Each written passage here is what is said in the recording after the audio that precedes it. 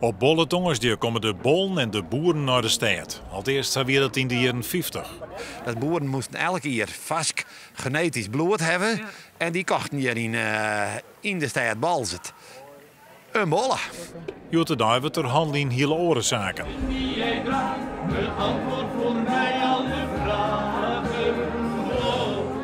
En een bolle, die is hier haast net te vinden. Dus als er hier een bolle verzetter was, die brulde alles bij elkaar, want die binnen het wend.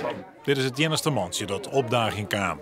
De nieuwe organisatie vindt het tijd om het gevoel van jaar waarom te helden.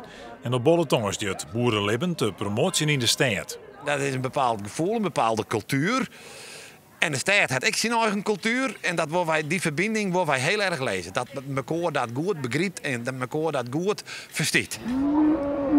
Even Skrondik binnen evenementen als deze daarvoor heel belangrijk. Wij hebben wel hier op een dag en ik heb ook eens niet op een dag. Want ik zit in de stad aan, een advertentie in de krant en dan komen zeggen, schrijven 4 burgers uit Balzet bij mij te zien. Hoe ik mijn bedrijf van elkaar heb, vind ik dat heel jammer. Want de burger weet zijn mond, zijn wat roeren van hoe wij het waar moeten. Ze vinden het wel mooi, maar die drempel, dat op een of andere manier wil dat net met stad en platteland. En dat proberen wij hier nou wel een beetje te promoten. Naast het vee op de merk zet de organisatie in op educatie. Zo veedokters bij de basisschool Delwest om een gastles te aan. Nou, de beste is maar iep een moon te gaan en leren en een heel programma eromheen. Het feest in Bolzet is Joen en net Aroen. Het evenement wordt ontemaal sneur.